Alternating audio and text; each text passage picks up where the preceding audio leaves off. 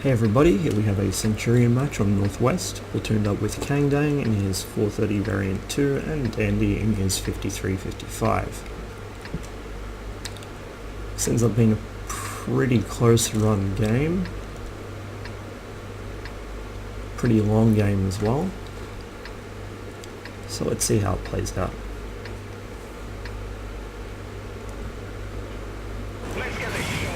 We don't have any top tier heavy tanks on our team. All three of our tier 10s are actually mediums, while the enemy have two very well armoured tier 10 heavies and a tier 10 medium. Now one of our pubbies actually noticed this and had a bit of a whinge about it, but looking at the scoreboard it's pretty obvious that our team has the better players. So let's see if that compensates out and head up the west, which is where I normally take my mediums on this map. My fastest mediums are like the T-54, the 430, basically all the Soviet mediums and some of the faster German and US mediums, and also lower tier British ones. I'll run up the 3 line where the RU-251 went, but with the Centurion it's too big and it's too slow to go up there, so I stay to the west and position myself up on this hill. Our 251 gets lit by the 140. He's already missing a decent chunk of his hit points. However, I'm able to get across without being spotted. At least until there. Obviously there is a delay on 6th sense, so I was lit just before I moved into cover.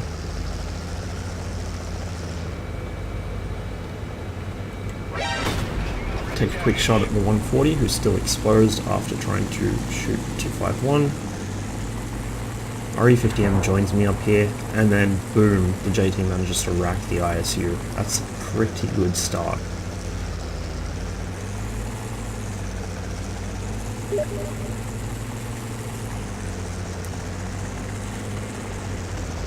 Looks like RE50M is trying to side scrape, but it's not really a good position to do it, particularly with an enemy arty. For my part, I decide to follow the T-32 up here and get a little closer to the enemy. It seems the 140's pulled back a bit, so I'm able to press on without needing to stop and find cover yet. In fact, the bulk of the enemy team has been spotted south. Nearly all of their tanks are down there. And really that's not a good idea. At least most of them have stayed on the high ground, but south isn't a very good option on this map. Run into a pair of TDs, the 122-54 and the 704.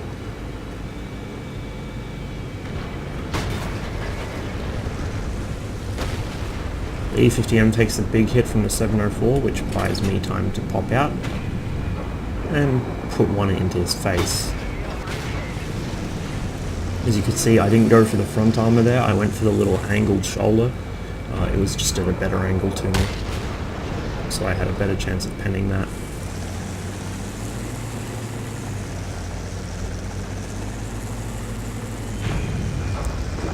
As we roll around and gank the 122-54, it appears that actually most of the enemy tanks down south have taken the low road, which is usually a bad idea. On the other hand, half our team has just folded. One of them raced ahead, as you can see, into E8. Don't know what he was thinking, basically suicided his tank. The 2 down at G and H0, again, suicided their tank into the enemy. The 3 at around G7 probably just got swarmed. So what should have been suicide for the enemy team, driving all their tanks down into that low road on the south, actually somehow worked out for them. I find a bunch of tanks with my face, take a big hit there I really didn't need to, and quickly back off into a hull down position. The reason I say that that south low road is suicide is because there are only 3 ways out. There used to only be 2 ways out, but Wargaming got generous and added another. and they're all narrow ramps. So if you park tanks at the top of them and just aim down the ramp, the enemy can't get out without having a shit shot out of them. And so it's not an easy position to get out of once you get into it. Aside from that, it really doesn't tend to move that quickly, except in this case where our team just didn't fire their guns apparently. Northwest or centre are both better options. Or if you are going to go south, at least stay on the high road. So I've been a bit fast and loose with my hit points, but I'm in a good position now. I'm able to expose myself to only one tank at a time, depending on which one I want to hit. The T-69 shots, only one of them went through. He hit me in the... Most of the shots hit me in the gun mantlet. One of them flew a bit wide and hit me in the side of the turret and pinned through there.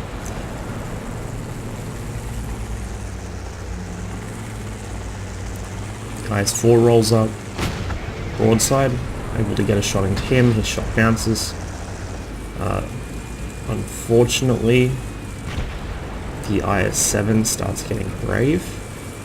And I'm not looking at my map at this point, I'm focused purely on the tanks in front of me, and so I don't spot the T-28 behind me, nor do I spot that rock. I roll down and get stuck. I can't drive forwards out of this position. I can go down, but if I do, the T-28 will kill me. So I instead decide to just stay perched on the hillside, take my last shot at the IS-8, no doubt he'll kill me, and sure enough, that's the end of me. So that was a bit of a serious fuck up there. It nearly cost my team, but thankfully I still have 2 platoon mates left, one of whom is in Sky Cancer. He will certainly be able to help contribute to our team's attempt to carry. IS-7 says nice gold bro. I think he was talking to the E50M, who apparently wasn't shooting gold. A lot of puppies don't realise that most tier 10 mediums fire APCR as their default credit ammunition. Their gold is usually heat, or in the case of the Centurion, hash.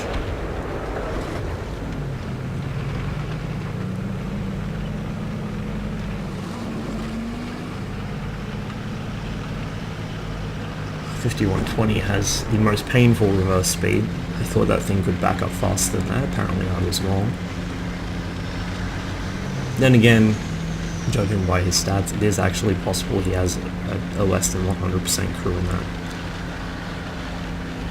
I'm just going to hit the time acceleration now because I don't want to have to sit and wait through however many minutes of very little happening. Our JT is going to try and clean up the enemy tanks around their cap and then get on the cap. Kangdang initially goes out to help. The JT can't make up his mind what he's doing. Actually, he decides to cross up onto high road, which is a good decision. Better than coming up the low road ramp. Kangdang spots the T-54, but doesn't want to engage it just yet because he doesn't know what kind of backup it has. Now I do actually want to slow the game down a bit here.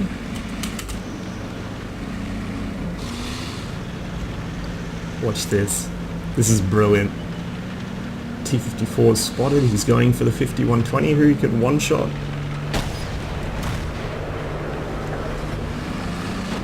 Nope, not today. A beautiful cartwheel if ever I saw one. But the IS-4 manages to clean up the 5120 anyway. Back to time acceleration. JT is pretty much in the enemy base now, leaving Kangdang to deal with the IS-4. However, Kangdang still has Dandy's arty support, and the IS-4 isn't able to kill him. T-28 Proto threatens Dandy, but Kangdang has just enough time to run back, and with just under 3 minutes left on the clock, he gets back into our base to help Dandy out. The T-28 Proto is oblivious, doesn't know he's there. One shot in, and then he's able to finish it. In terms of damage, it wasn't a bad match for me. I was a bit careless with my hit points, and particularly that bit at the end where I just fell down and got stuck on a rock. That was not very good. Again, it highlights what I said, I think it was in my last video, or maybe the one before. I can look at the map, or I can look at what's going on in front of me. I lack the multitasking ability to do both, and I think that's probably what's keeping me from ever getting to the stage where I'm actually legit purple. I sort of seem to be plateauing around the very upper reaches of blue. My win rate's sitting at 59.9%. It's barely changed in the last 6 months or so, actually. When it has changed, it's only been up or down by about 0.05%, so it's really not a lot. My WNA is still climbing, but it's starting to slow down. It'll probably plateau out somewhere around 2400, which I don't mind. I'm not really aspiring to be the next Commodore or anything, but hopefully with more time playing the game, I'll be able to get on top of my situational awareness and be able to maintain both tactical awareness and strategic awareness at the same time, both what's going on around me and in front of me and what's going on the map, because I think a lot of my games I would have a much better chance of winning and a much better chance of surviving to do more damage if I was able to keep tabs on both at once rather than switch between the two. Anyway, thanks for watching. I hope you enjoyed the match. I wish you the best of luck on the field, and I will see you next time.